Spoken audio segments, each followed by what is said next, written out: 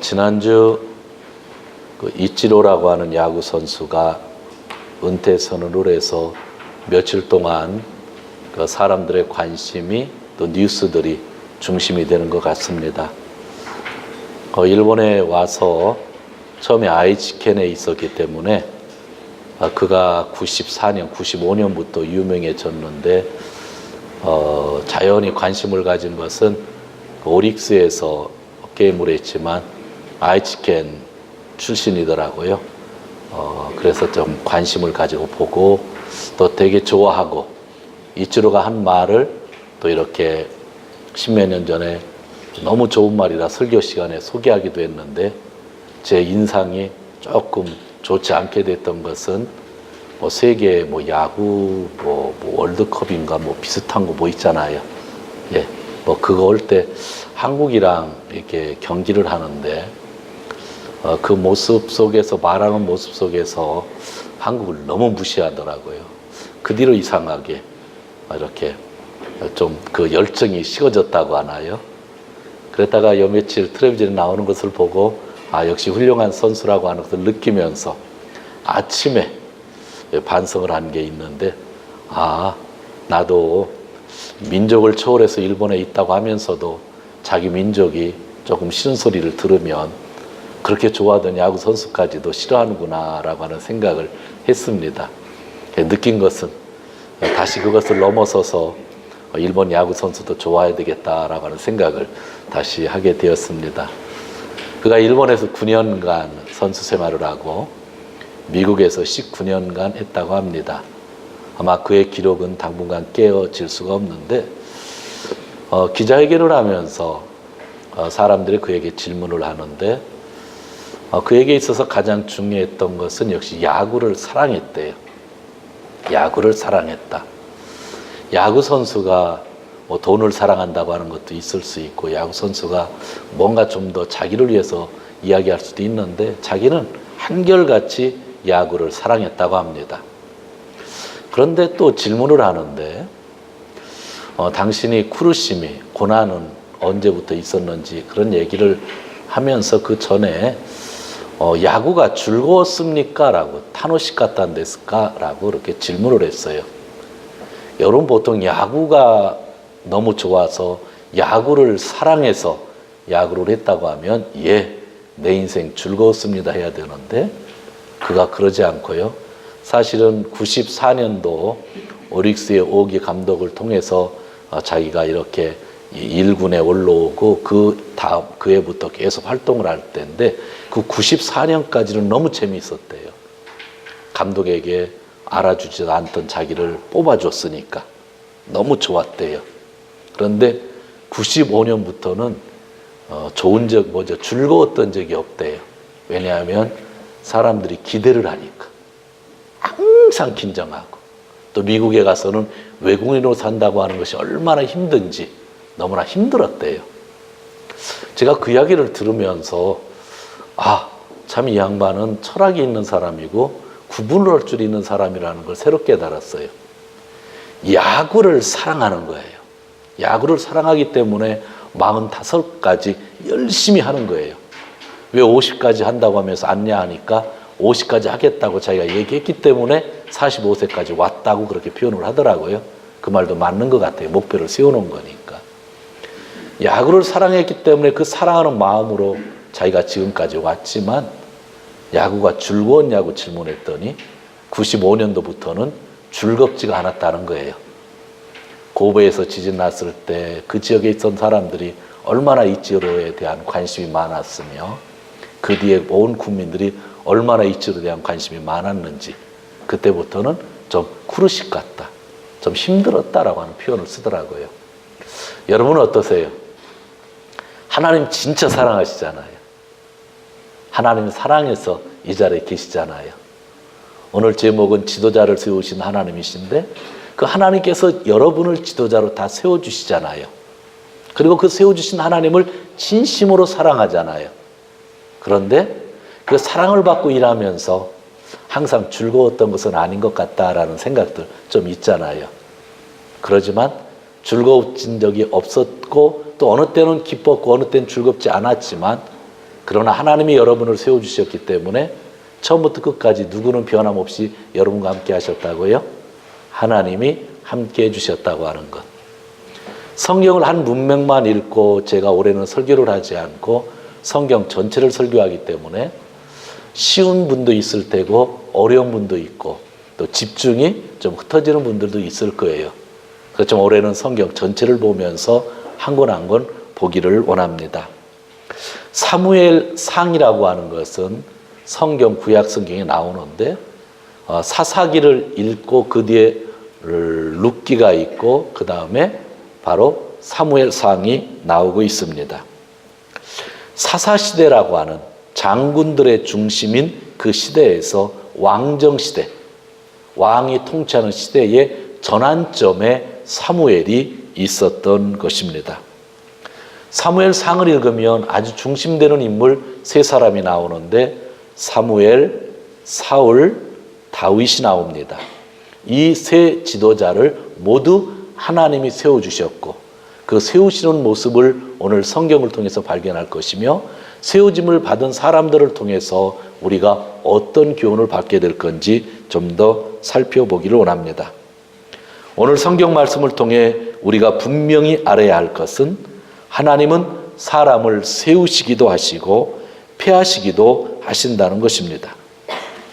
오늘 우리는 사무엘상을 보면서 하나님이 어떤 지도자를 세우시고 또 내려오게 하시는지를 살펴보기를 원하고 있는 겁니다.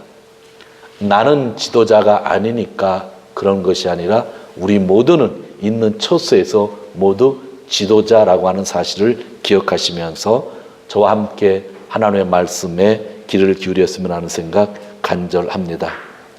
애굽에서 탈출한 백성들이 광야에서 40년을 지내게 되었습니다. 광야 40년을 통하여 그들은 하나님이 인도하시는 하나님이라는 걸 깨달았고요. 또한 말씀을 주시는 하나님이라는 걸 깨달았고 하나님은 참으로 거룩하신 하나님이라는 걸 깨달았어요. 그들은 가나안 땅에 들어가서 승리케 하신 하나님을 깨달았고 땅을 주시는 하나님을 깨달았고 가장 힘들 때에 신음소리를 들어주신 하나님이라는 것을 알게 되었어요. 그런데 그 하나님이 백성들을 위하여 지도자를 세워주시고 계셨다고 하는 것입니다.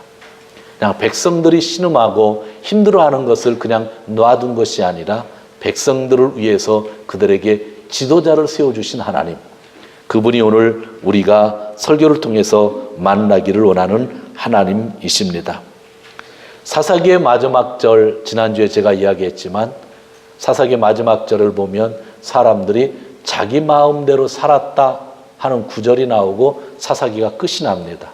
그러니까 사사기에는 사무엘이 나오기 전까지는 모든 백성들이 자기가 기준을 세우고 자기 마음대로 살았다.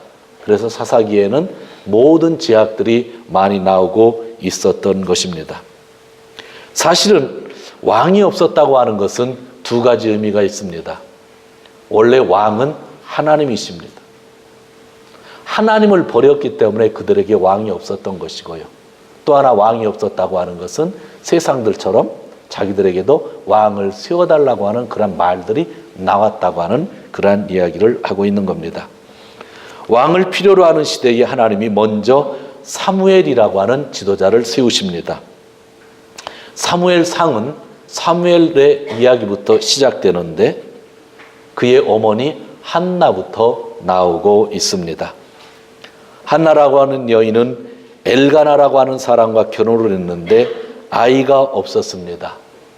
또 많은 이지매를 당하게 되죠. 그런 가운데 기도를 하고 아이를 갖게 됩니다.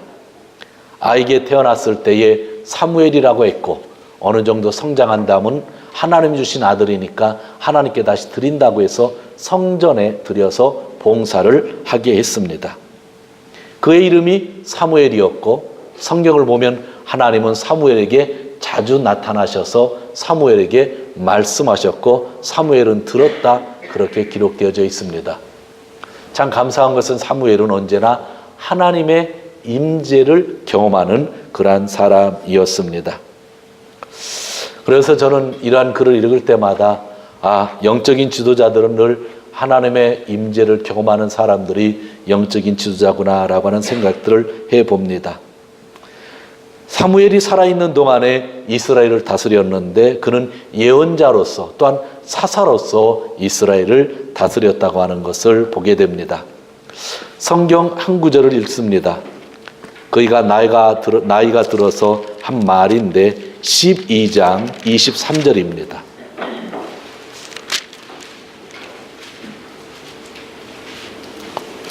12장 23절 같이 읽겠습니다. 나는 너희를 위하여 기도하기를 쉬는 죄를 여호와 앞에 결단코 범치 아니하고 선하고 의로운 도로 너희를 가르칠 것인즉. 아멘. 너희를 위하여 계속 기도하겠다는 거예요. 내가 기도를 중지하면 죄를 짓는다고 하는 것. 그러니까 너희를 위하여 계속 기도하겠다. 그리고 너희를 위하여 계속 가르치겠다라고 하는 이야기를 합니다. 그런데 요즘에 나오는 한국 성경을 보면 너희를 위하여라는 말을 좀 더 이렇게 의역을 했는데 어떤 식으로 의역을 했냐면 내가 잘 되도록 나는 계속 기도하겠다. 그렇게 했습니다. 그런 의역은 괜찮다고 봅니다. 그냥 너희를 위하여 기도하겠다라고 하는 것보다 네가 잘 되도록 기도를 하겠다. 그리고 내가 가장 선하고 올바른 길을 너희에게 가르치겠다 이야기를 했습니다.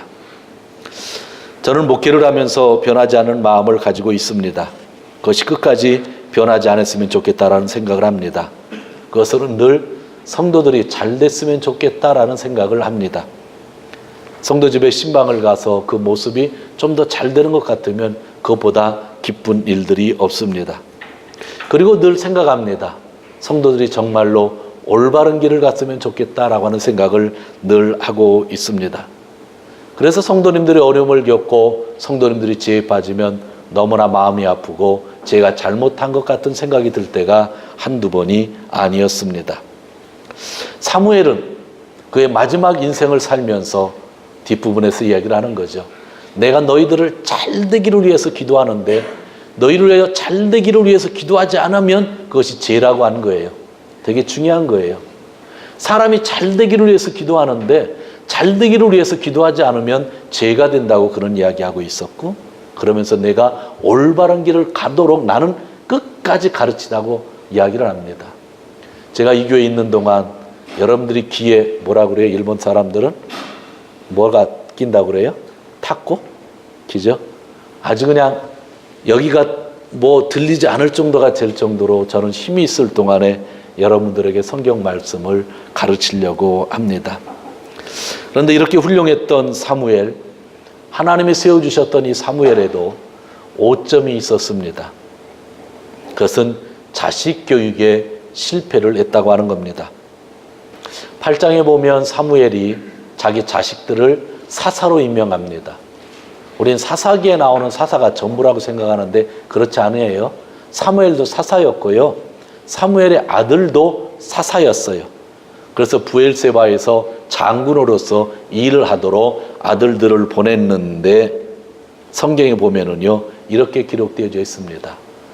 아버지의 길을 따라 살지 않고 돈벌이에만 정신이 팔려 뇌물을 받고 치우치게 재판을 했다 하고 8장에서 기록하고 있습니다.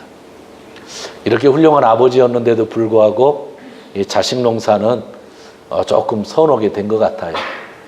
자기가 사사였지만 나이가 들으니까 아들들이 성장하니까 아들들을 나라의 장군으로 세운 거예요. 그랬는데 이 장군들이 백성들을 올바르게 판단하지 않고 뇌물을 받고 자기 배만 배불리는 그런 생활을 했다고 하는 그러한 이야기입니다. 그 다음으로 하나님이 세우신 사람은 사울이라고 하는 사람이었습니다. 9장 16절을 보시기를 바랍니다. 9장 16절.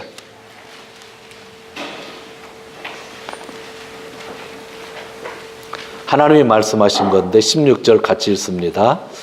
내일 이맘때에 내가 베냐민 땅에서 한 사람을 내게 보내리니 너는 그에게 기름을 부어 내 백성 이스라엘의 지도자로 삼아라. 그가 내 백성을 블레셋 사람의 손에서 구원하리라. 내 백성의 부르짖음이 내게 상달하였으므로 내가 그들을 돌아보았노라 하시더니. 아멘. 하나님이 사울을 선택하시고 사무엘에게 가서 기름을 부으라고 하는 그러한 말씀입니다. 저는 이 말씀을 읽으면서 참 감동을 느꼈습니다. 왜 하나님이 지도자를 세우시는가? 오늘 16절을 보면 그의 백성을 위해서 지도자를 세운다 하셨습니다. 그러니까 사울을 위하여 지도자로 세우는 게 아니에요. 사울을 위하여 사울을 대통령으로 만드는 것이 아니에요. 사울을 왕으로 만들고 대통령으로 만드는 이유는 그의 백성을 위해서 세운다는 거죠. 우리가 지도자가 될 때에 이 부분이 참 중요한 것 같아요. 왜 하나님이 나를 지도자로 세우시는가? 그것은 내가 많이 배웠기 때문에, 내가 똑똑하고 내가 그만한 능력이 있기 때문에 하나님이 나의 명예를 위해서 세우시는 것이 아니라 그 공동체를 위하여 하나님이 나를 지도자로 세워주신다고 하는 말씀이 이 자리에서 나오고 있습니다. 이것이 하나님이 말씀하시는 지도자론입니다.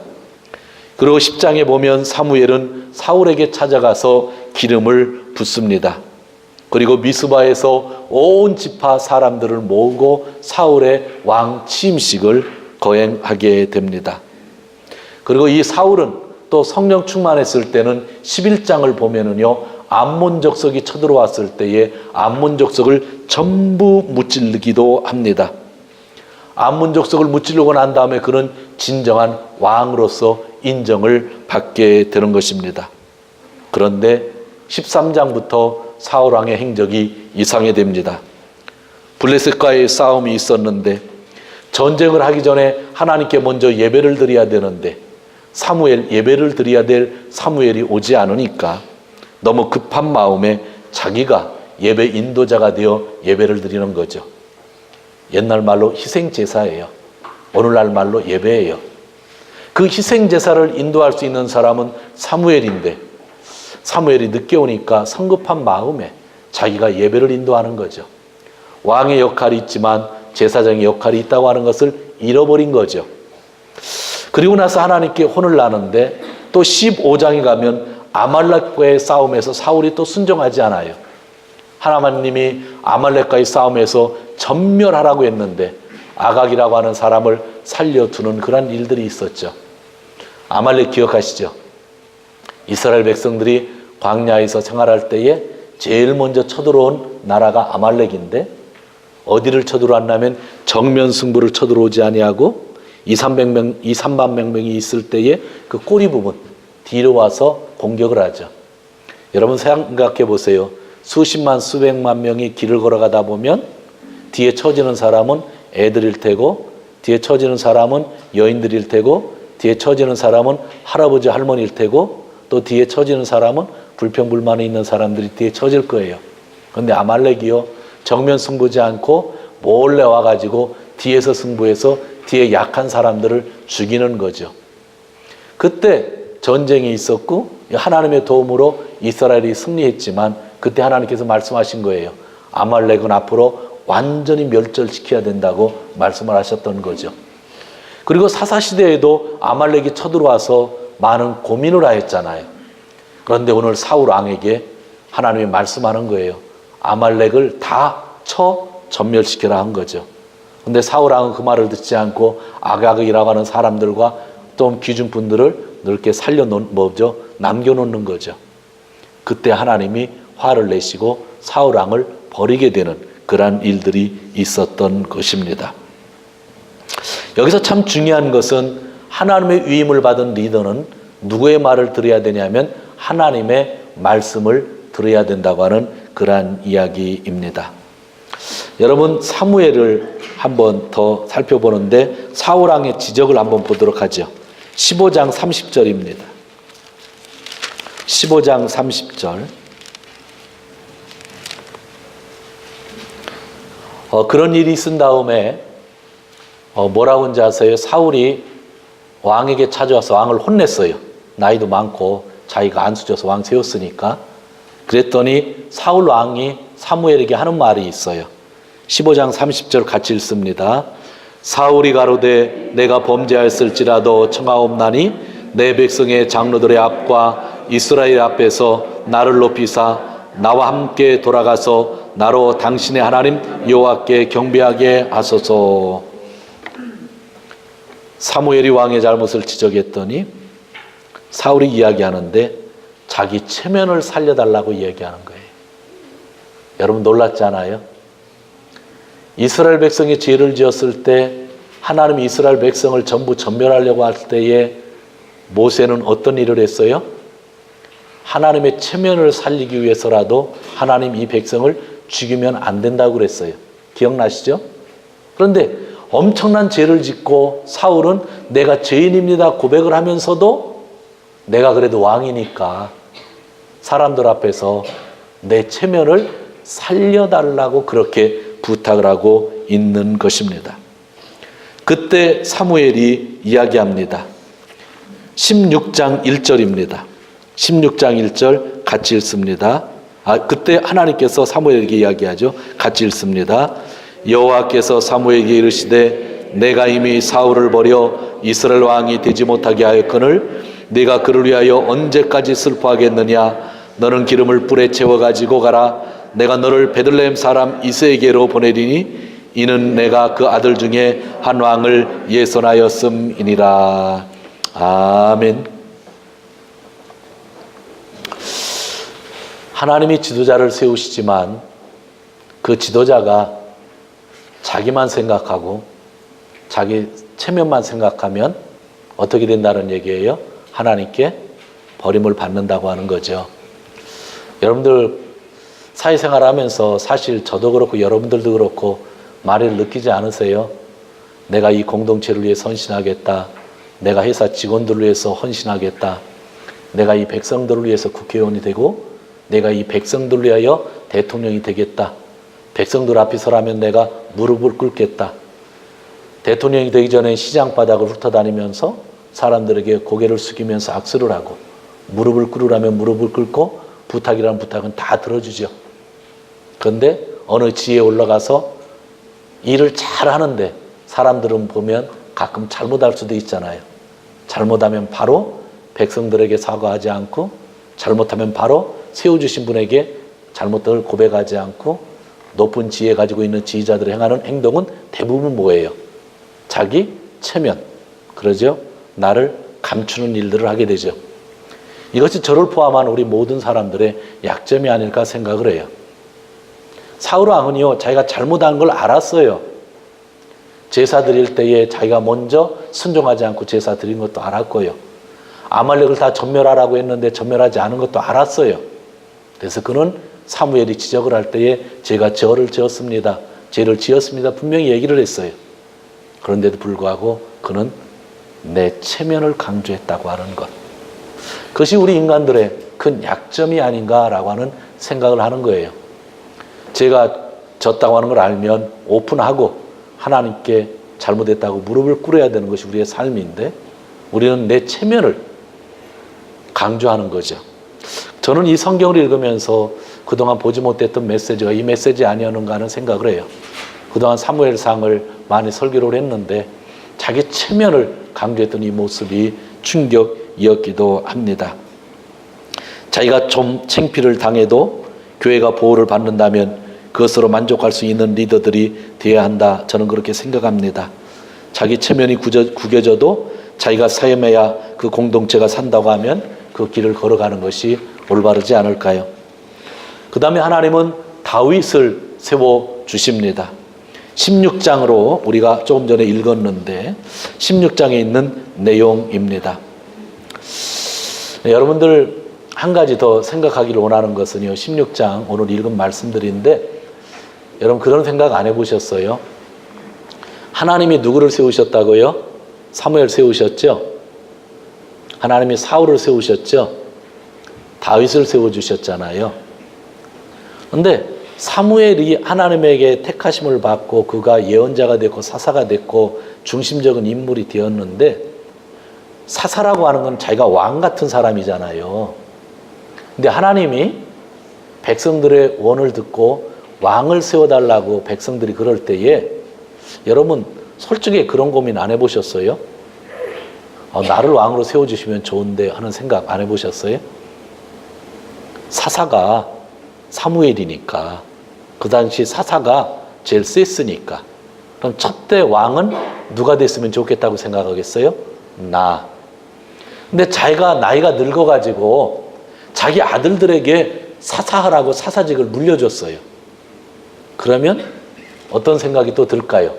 나는 나이 많았으니까 그만둬도 왕은 누구를 시켜줬으면 좋겠어요? 자기 아들들. 자기 아들들이 돈 욕심이 많았지만 그럼에도 불구하고 부모의 입장에서는 하나님께, 하나님, 내 아들들이 좀 회개하는 것 같으니까 제가 버릇을 고쳐놓을 테니까 좀 아들들을 세워주세요 하면 좋을 수 있겠죠? 그런데 하나님이 누구를 세우라고 그랬어요? 사무엘. 사무엘은 12지파 중에서 제일 막내 지파가 어딘지 아세요? 베냐민. 12지파에서 제일 힘없던 베냐민 지파 사람을 왕으로 세우면 나라 전체가 문제를 삼을 수도 있고, 사울이 왕으로서 됐을 때에 주위에 있던 어떤 사람이 사울에 대해서 믿지 못하겠다고 비판한 기사도 성경에 쓰여 있을 정도예요. 그런데 암몬과 전쟁에서부터 그가 왕으로서 인정을 받는 거지만, 그런데 사무엘은요, 하나님이 자기를 왕으로 세우지 않아도, 자기 아들을 왕으로 세우지 않아도 누구에게 가서 기름을 부었다고요? 사울이 가서 기름을 부었다는 것. 성경을 곰곰이 읽으면 이 부분이 되게 엄청난 메시지였어요. 참 사울은 자기가 하나님의 능력으로 살고 백성들이 자기를 최고로 존경했음에도 불구하고 하나님의 명령이 사울이다 했을 때에 사울에게 가서 안수를 했던 사람이에요. 그리고 오늘 하나님이 누구를 뽑자고 하는 거예요? 내가 이제 사울을 뽑겠다. 너 왜 다윗을 뽑겠다. 너 사울왕 때문에 왜 이렇게 마음 아파하느냐? 마음 아파할 필요 없다. 그런 이미 버림을 받은 사람이니까 다윗에게 왕위를 주면 좋겠다. 네가 가서 먼저 일단은 안수를 해라. 기름을 부어서 선택하라 하는 거죠. 그때 사무엘이 얘기를 하는 거예요. 하나님, 제가 거기 다윗의 집에 가서 기름 부었다가 왕에게 들키면 아무리 왕이 저한테 기름 부음을 받았다 하더라도 왕이 저를 죽일 겁니다. 무서워서 못 가겠습니다. 그랬어요. 그랬더니 하나님이 그러면 가서 제사 드리러 왔다고 하고 그 동네 가라. 그러면 그 자리에서 내가 명령하겠다는 거예요. 미리 말씀을 안 주셨어요. 일단은 가라. 예배 드리러. 그 동네로, 사울이 있는 동네로, 다윗이 있는 동네로, 다윗이 있는 동네로 가면 그 자리에서 내가 말씀하시겠다 했고, 하나님은 진짜 그 자리에서 말씀해 주셔서 막내 아들 다윗에게 안수를 하게끔 하는 것입니다. 기름 부음을 부었다라고 하는 그런 이야기를 하는 거죠. 그래서 다윗이 왕으로 세워지는 건데, 저는 다윗이 왕으로 세워질 때에 이 사무엘이라고 하는 지도자가 철저하게 하나님 말씀에 순종했다고 하는 것, 살은 쉽지 않았는데도 불구하고 바로 그러한 일을 했다고 하는 것, 그것이 오늘 성경에 있어서 다윗이 기름 부음 받을 때의 시작에 대한 부분입니다. 사울이 다윗에게 기름 부음을 받았을 때에 다윗은 성령의 감동을 받았습니다. 그리고 왕이 되어져가는 과정을 받게 되는 거죠. 어느 때는 지도자를 세우고 하나님이 명령을 주시는데 그 지도자가 명령에 순종한다고 하는 것은 그렇게 쉬운 일은 아닐 것입니다. 17장 47절을 보시기를 바랍니다. 17장 47절 같이 읽습니다. 또 여호와의 구원하심이 칼과 창에 있지 아니함을 이 무리로 알게 하리라. 전쟁은 여호와께 속한 것인즉 그가 너희를 우리 손에 붙이시리라. 아멘. 이 장면이 뭐냐면요, 아직 왕이 안 됐을 텐데 블레셋이 쳐들어온 거예요. 아직도 왕은 사울일 텐데 블레셋 사람 중에 거인이 있었죠. 거인의 이름이 누구예요? 골리앗이에요. 그런데 골리앗과 싸울 때의 한 말이에요. 전쟁은 누구에게 속했다고요? 하나님에게 속했다고. 그리고 물맷돌, 돌을 끈으로 묶어서 집어 던졌는데 그것이 골리앗이 맞고 죽었죠. 그래서 다윗이 거기에서 승리를 하게 되는 것입니다. 모든 것은 하나님 손에 달렸다라고 이야기를 한 것입니다. 조금 전에 사무엘 이야기를 했고 지금 다윗의 이야기를 하지만 하나님은 지도자를 세워주셨는데 그 지도자들은 누구를 의지했던 사람이에요? 하나님을 의지했던 사람이에요. 백성을 위해 세워짐을 받았지만 백성의 말을 듣지 아니하고 누구를 의지했다고요? 하나님을 의지했다고 하는 이야기예요. 사실은 어느 한 장면이 나오는데 어느 지역에 싸우러 가는데 다윗의 부하들이 가지 말자고 그래요. 위험하다고. 그런데도 불구하고 그는 하나님이 명하셔서 가라고 했으니까 가서 승리했던 그러한 구절까지도 사무엘상에는 나오고 있습니다. 부하들의 말보다 하나님의 말을 더 신뢰했다고 하는 그러한 이야기입니다. 지도자는 백성을 위해서 일을 해야 되고 백성을 위해서 쓰임을 받아야 되고 백성을 위하여 죽을 각오를 해야 되지만 그러나 누구의 말을 들어야 됩니까?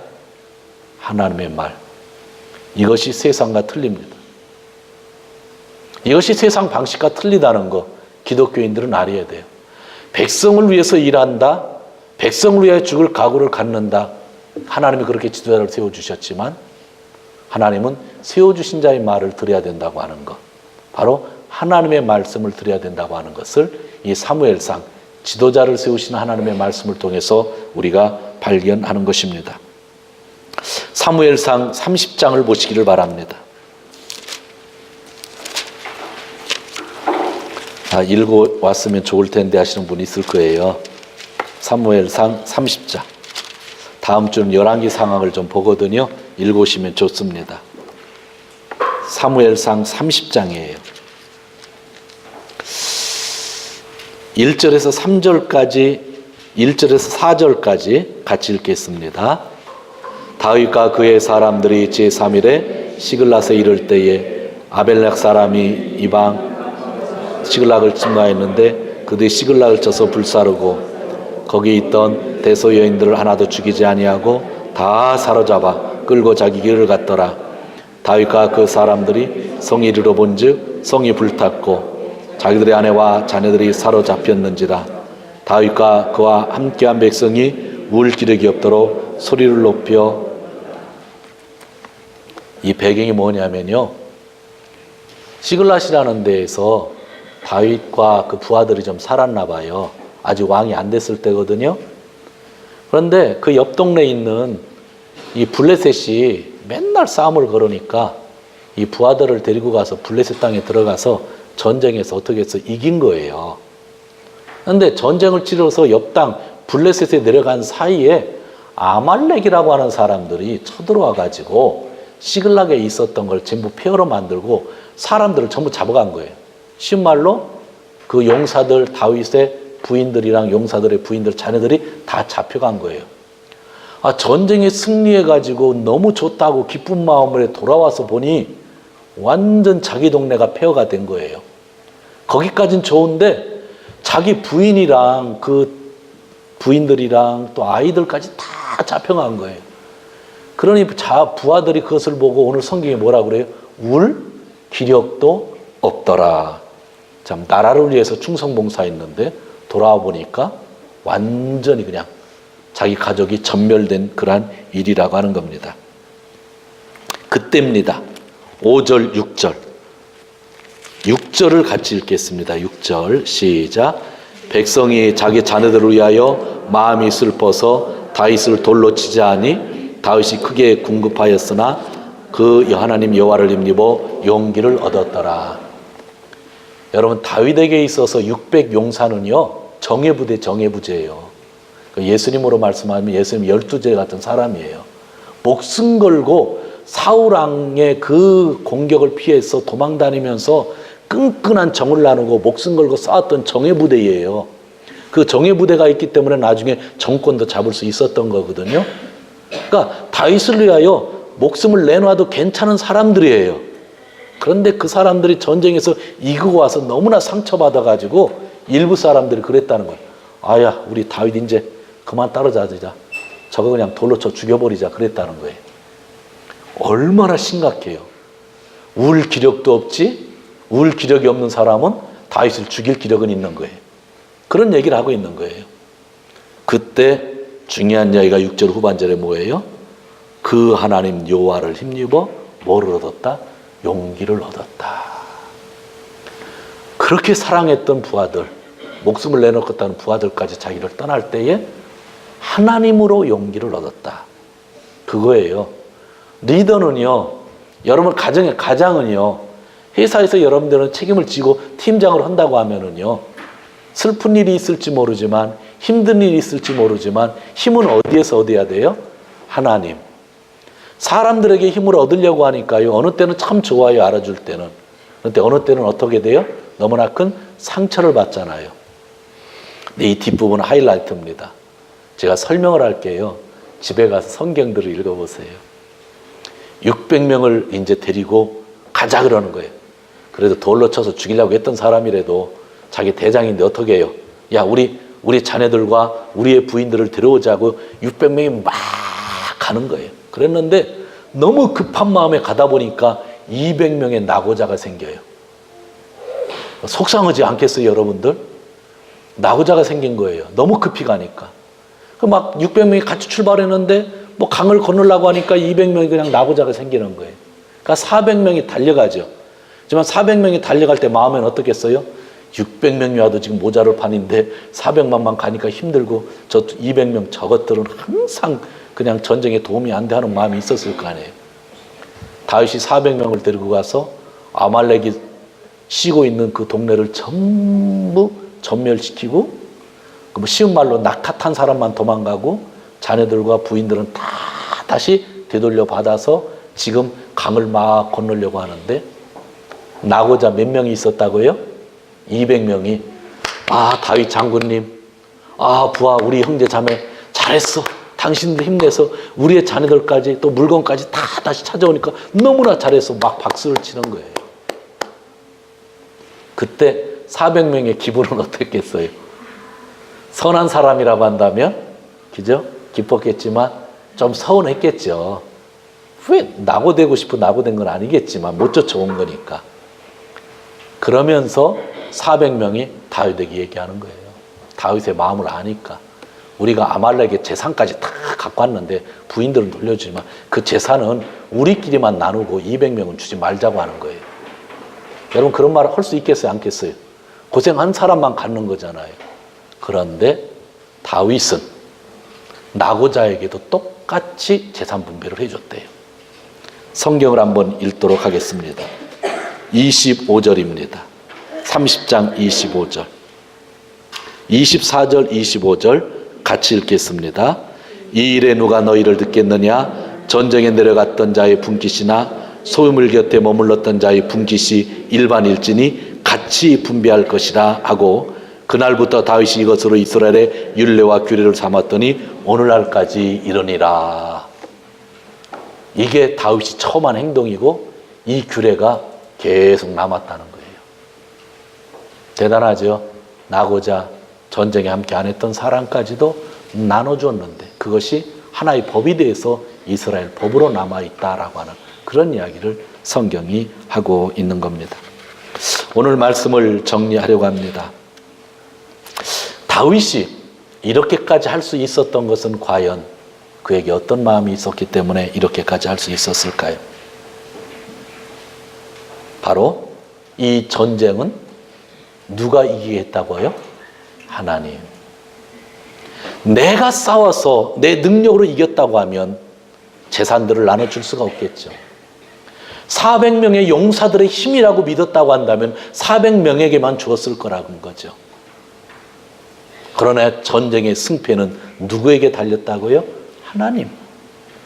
400명이 열심히 싸워서 생긴 재산도 아니고 다윗이 똑똑해서 생긴 재산도 아니고 오직 하나님이 전쟁에서 이기게 해주셨기 때문에 그 용사 600명 모두에게 재산을 나눠줄 수 있었다고 하는 것.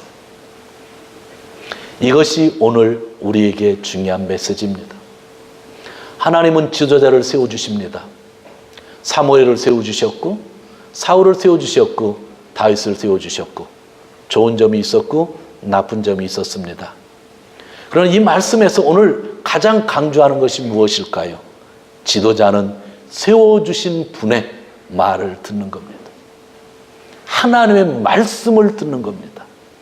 그리고 하나님이 승리케 해주셨다는 것을 믿어야만 사람들을 공정하게 대할 수가 있죠.